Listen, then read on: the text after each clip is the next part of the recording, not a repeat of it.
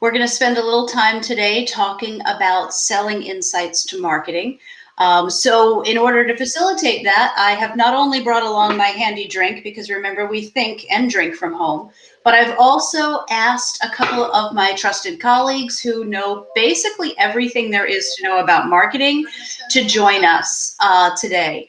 So first, I would like to introduce my boss, Beth McGee, who is our Vice President of Marketing.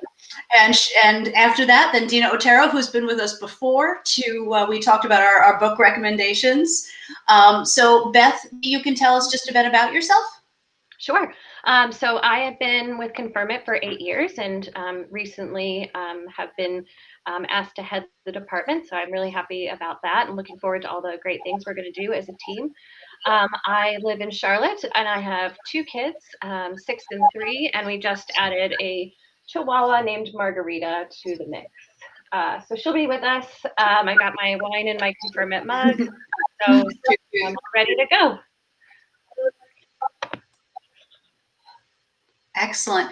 And Dina Otero, how about you tell us about you? Sure. So my name is Dina Otero. I'm the Senior Director of Marketing at Confirm It. Today, it's all about insights. So I'm excited to be a part of today's conversation and talk about how we measure analytics and metrics at Confirm It and how it helps insight professionals. Excellent. Excellent. And I have I think, oh, what is everybody drinking today? That's the most important question to start off with. Yeah, so I'm going with Old I have my beautiful. And Beth, what do you have in that cup of yours? I have La Crema Chardonnay, one of my favorites, and I have to admit it has some ice cubes because I wasn't quite ready with a chilled bottle of wine. Understood. But it's Friday, so it's time to drink. Ladies, cheers. Thank you for joining today. It's going to be a lot of fun. I figured for the next few minutes, after I forgot to drink for my cheers. Okay. So for the next few minutes, I thought, this would just kind of be a relaxed kind of conversation. We've talked about it in the past, the group of us, about all of the crossovers between insights professionals and marketing. And despite the potential language barriers, there's a lot of areas where we complement each other really well, and a lot we can do together to be able to drive our companies forward.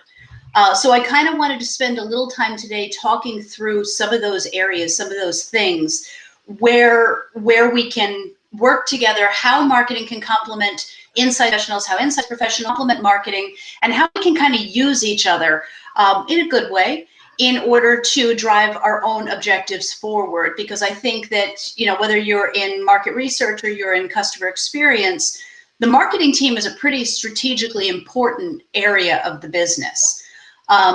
So Beth, what do you think? How can insights professionals and marketers work together? How can marketing help them? How can they drive operational improvements? What are your thoughts on that? Yeah, well, I think there's a lot of back and forth that can happen and benefits on both sides. We have a lot of data in marketing, a ton of data. We don't have the feedback data usually that the CX team or insights team would have, but we have a lot of other data about how we're engaging with our customers and prospects, and that can be used in conjunction with feedback data to create a more holistic view of what's happening with our customers and prospects. So I think we need to think about combining that data. In addition to that, we're marketers. We know how to market. We know how to get attention for what you're working on. And I think we can help insights professionals essentially sell themselves a little bit better, make it a little bit more sexy and get people's attention. Yeah. And the good thing is too, the marketing team, as I see it, we're part of the revenue engine. So we have a lot of people's ears. So that's a pretty big value that we can offer. We know how to get to the right people because we are helping to bring the money into the company. Yes. So Dina, if an insights professional wanted to work with marketing, how does one sell the marketing team on getting involved? I mean, we're in a special condition because we're Confirm It, so we totally get it. But how would an insights professional, one of our customers, convince their marketing department that this is something that you need to listen to and we need to work together? Yeah, it's a good question. I think the initial thing that needs to happen is just an open dialogue between the two departments to understand what each one is trying to, what each one is trying to do, and understand what each one is currently measuring. So the thing that I hear the most frequently is, oh, I didn't know you have access to this level of data. And it's things that as marketers, we think is super standard. And what as CX professionals or any insight professional, the level of data that they have is super standard. But ultimately, you don't know what you don't know. So if you're not dealing with that data or that level of feedback on a daily basis, it's kind of hard to understand what you know, like what you have access to versus what you don't. And having that open dialogue between the two teams, or multiple teams, quite frankly, to understand what you're collecting, activity, behavior, insights, however you define it, and seeing how they can all fit together to give you a much bigger picture. Right, right. Beth, do you have anything to add to that? I think Dina covered it pretty well. I mean, yeah, I'm going to leave it at that. Dina. So actually, Holly, on that point, one really good example is traditionally marketers have focused more on like top of funnel prospects, new business, things like that. But obviously the industry has really changed over the last few years and customer marketing is becoming much more important. And so customer experience professionals specifically obviously focus with their focus is on customers too. And so having a conversation, just kind of going back to that, where you can identify happy customers versus at-risk customers simply by looking at, are they engaging with your webinars? Are they looking at the resources you're offering them on your website?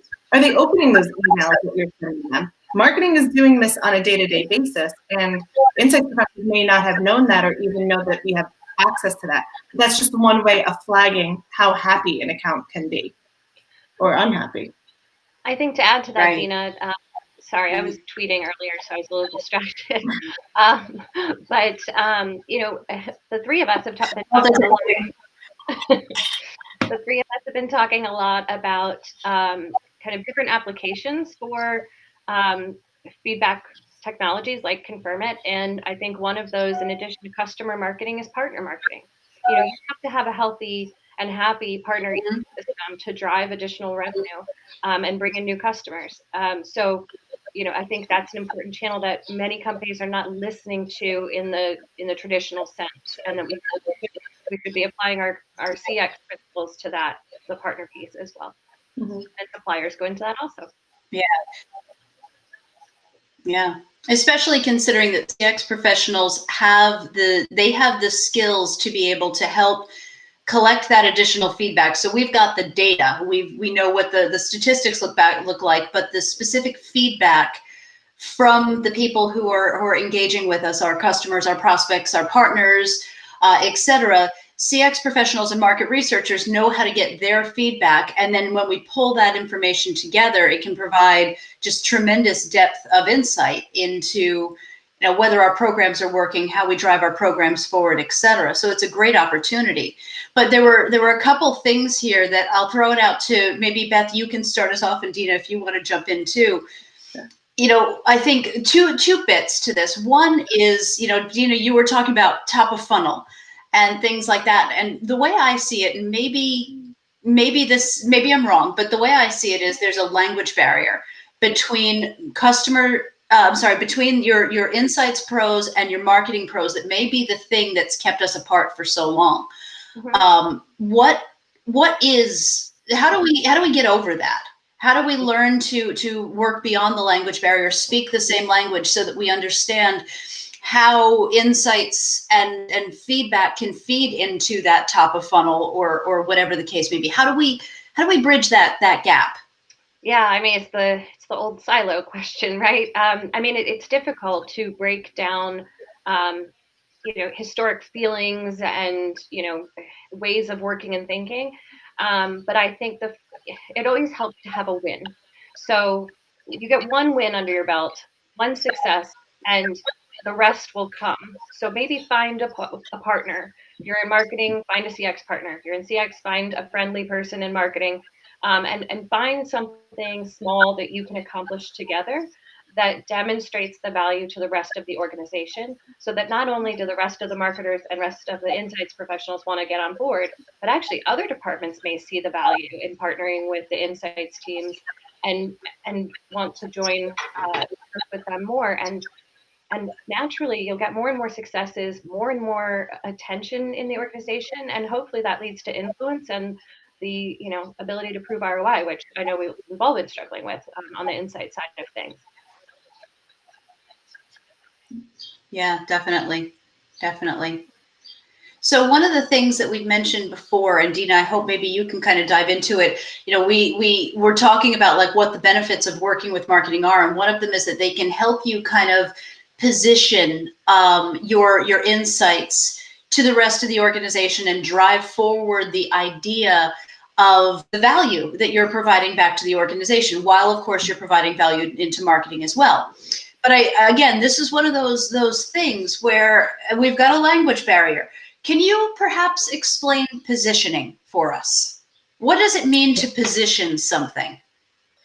So I have two answers here depending on how you think about the question. So you first started talking about having a lot of data and like how do you share that with someone who may not know what these terms mean or something? And so ultimately, and you'll love this answer, Holly, because you talk about this all the time. It kind of goes back to storytelling a little bit, where like you need to simplify. Just because you have data and you have really fancy and complicated reports and keywords and you're using and living this life every day, that doesn't mean that that's how it's going to be received. And it's okay to simplify it, to ultimately tell and translate that data into what does that really mean? Why is this information important to you? And why am I telling you this? And it really goes back to simplifying it and say, here's the big picture, but let me explain why this is important and getting to that point and what we need to do from here on out. That's the other thing. From a positioning, yeah, I think it kind of goes back to like just adding value. It's really making sure that whoever you're explaining this to, knowing again why is this data relevant and why is it important, and what does this mean to you as a team, you as an individual, and you as the organization. Right. I'm in product marketing, so product marketing is one of my jobs is positioning. And it's always something that people kind of look at you with a position where you're moving it from the left to the right. What does that even mean? One way I've explained it in the past too is that obviously you were dead on. It's storytelling, but it's how you tell the story to who. So for example, if I were to explain astrophysics to a 5-year-old, it would be a very different story than if I were to explain it to a rocket scientist who already halfway gets it, or probably more than halfway gets it. So yeah, and I think that's really important because that's one of those ways that we overcome that language barrier, I think, is really stopping and considering the positioning. And this is where, you want to position properly when you go into marketing and try and pitch, hey, let's work together. But then you want marketing to help you to pitch to the rest of the team with the appropriate positioning to determine what's going to make sense to all of the different areas of the organization where you need to get their buy-in or get them involved or get them taking action on your insights. So I think that's a pretty important point, is to understand that positioning bit. And again, that's where marketing really shines. Yeah. And I feel like, I think there's... Sorry. No, go ahead, please. No, I was going to say also, anytime you're in a spot, I wanted to say position, but I don't want to keep saying position. Anytime you're in a situation where you're presenting data, you kind of have to ask yourself, are you presenting data because you want to prove that you know this data and you know the jargon that's related to it? Or are you sharing this data because you're actually trying to get something out of it, like you're sharing a result or you're trying to overcome some kind of obstacle? And 9 times out of 10, it's the second one. Mm-hmm. And so you really want to make sure that whoever's on the receiving end of this information understands it and you're not using big words or words that they're not involved in or words that they're not comfortable with, so they fully understand what you're explaining. I think also, if you don't mind, Right. sorry, if you don't mind if I jump in, Yeah. I also think it's important Of course. to understand the problems or challenges that the other person is having, or other organization, department, whatever is having, in order for you to position it in a way that solves their problem, or at least conveys an understanding of their problem, so that they immediately, you get credibility. If you've done your homework and you know what the challenges are that they're facing, it just opens that conversation and builds that trust and credibility, I think, a lot faster. Good point. Yeah. So if I were a CX professional and I want to go, or a market research professional, and I want to go and I want to open this dialogue with marketing, you guys as marketing, how do I do that? Who do I go to in the organization? What kind of things do I say? What are your challenges? How would I get your ear? How would I get you to pay attention to me as an insights professional? I guess I'll start. I think that it's important to ask questions. Be open to learning from them. People just want to be heard. I mean, Dina and I were on a meeting this week, and someone said, they just want to be heard. And so give them that space to talk about their challenges and just listen, actively listen, but listen, and talk through those and how you might be able to help. I also think starting with those involved in demand generation, product marketing, marketing operations, they're the closest to the data. So I think they might be the easiest to understand, the potential benefits, but also consider influence. You want to be working with someone that has a fair amount of influence within their own department, in other departments as well, so that you can really get the ball rolling once you have that single success under your belt. Right. Interesting. And I guess, when we get to areas like the language barrier we were talking about before, there's no harm in asking questions, right? When you're sitting down with a marketer and you want to offer your help to them and you don't understand 3/4 of the words they're saying because funnels and positioning and all that, just, not common usages, it seems to me you just ask them, what does that mean? So I think it goes back to what you guys were saying before. It's that open dialogue. Open the door into the marketing department and say, hey guys, I think there's an opportunity for us to work together. Let's brainstorm on how we can do this, how we can move forward together, because there's a great benefit to each of us. I think there are a few opportunities where we can kind of help each other really. So what do you see as the type of data or information that would be most helpful for marketing to be receiving as supplemental to what you already have in the, in your existing data set that might be supplemented by a researcher or an insights professional? You want to take that one first, Beth? Sure. So off the top of my head, I'm thinking very basic, some text analytics data around what words are trending in the feedback that we're getting. If a particular topic is hot and the sentiment around that word or phrase is negative, perhaps there's a problem in understanding the value of that product. Not just, not just that they don't like it, but why don't they like it? Is there something that marketing can do to help solve the problem, answer the questions on a more broad basis? Because if it's trending, it obviously is a problem for more than one person. So I think even just having that sentiment analysis would be really helpful in directing our marketing. And, insight into what people are really thinking by scraping things like social media would really help us address some issues that maybe people aren't aware of, or if they're really, proud of your company for whatever reason, and that's trending on social media, that's great to know as well, and you can get on that bandwagon. So I think at a very basic level, just some text analytics information would be good. Yeah. I think too that there's also an opportunity. I mean, from my perspective, one of the things that is very helpful for me in marketing is that, I mean, I like to know who's satisfied and happy.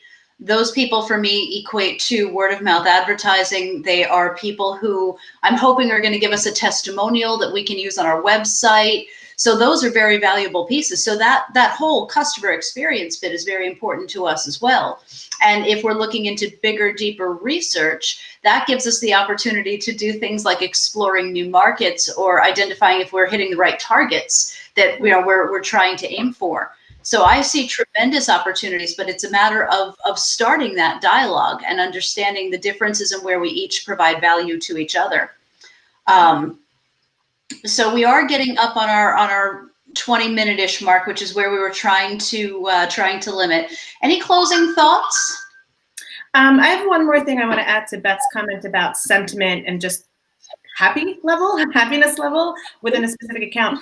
Obviously, on the marketing side, that's valuable for many reasons, which you guys have already touched on. But as a team that works so closely with sales, it's also important for us to then also relay that message and for sales to know, because then it also gives them an opportunity to, if the customer is really happy, but we're only working with one group within a company, well, that's an opportunity to expand into other areas that we may have not been able to. Or if someone is unhappy and we've been trying to tackle a different group, well, that can explain some of the limitations that we've been running into, because maybe they're talking to each other and they're like, ooh, you know, this is a challenge, or we're having problems with this, versus, oh yeah, this is going really smoothly. They're a great partner, work with them.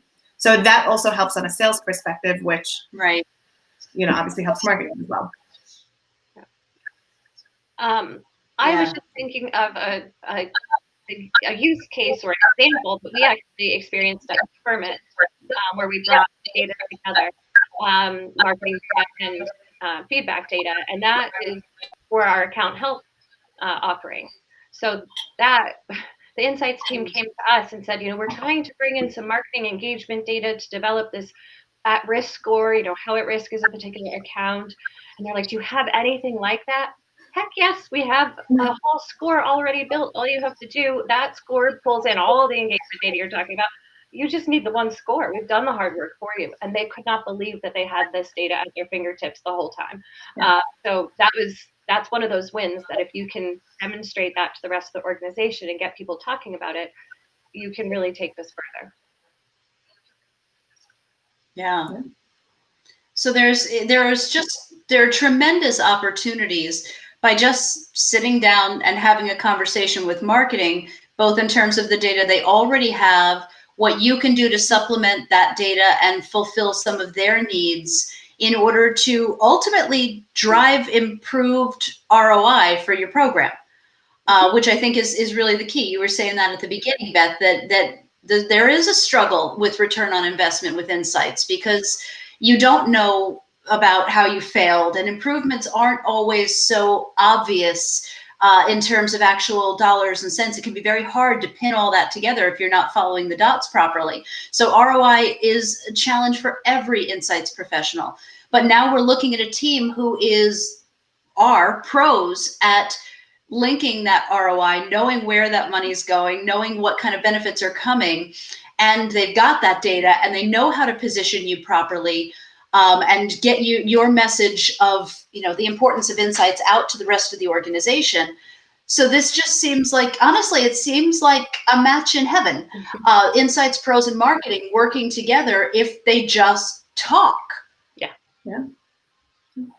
Wow. Simple concept. Well, we are today. Yes, it's amazing. You'd think that we knew this going into this conversation. Who knew? Who could have imagined? Well, ladies, we are. I'm sorry? Oh, no, I was going to use a term that Beth used not too long ago. Basically, it's like peas and carrots. We're all a little bit different, but we work very well together. Just like peas and carrots. Yeah. Definitely a lot of opportunity. We can work together and help each other. It's a very symbiotic relationship, sharing information and spreading the word that comes with insights pros and marketing teaming up. But we are coming at about the time when we need to say goodbye for this live stream today. So I do want to remind everybody who's watching that if you're not already, please subscribe, because we would like that, and my boss would be happy, and she's sitting here watching me. So we need to make sure you subscribe, because otherwise, we never know. And there is a notification bell you can click next to the Confirm It, the subscribe button. It'll remind you every time we go live or when we put new content up on YouTube. So please click on that as well. And we'd love if you like this video, because once again, my boss is watching more closely now than usual, because she's actually here with me. So do me the favor, like this video so that she thinks that I'm doing my job. But otherwise, thank you very much, Beth, Dina. It was really fun as always. And I guess that's it until our next live stream. We will be back in 2 weeks. I believe that's the 26th of June, at which point we're going to have Aberdeen, the analyst firm Aberdeen, joining us. And we're going to talk about some ways that you can use your Insights program to drive improvements in your organization. So there's some really cool stuff coming. We'll be posting more about it on social media and here on our YouTube channel as well. But don't forget to join us 1 p.m. Eastern Standard Time on the 26th, where we will be talking with Aberdeen, the analyst firm. So it'll be really, really fun and exciting. Again, thank you, Beth, Dina, and we'll see everybody very soon. Thanks, Holly.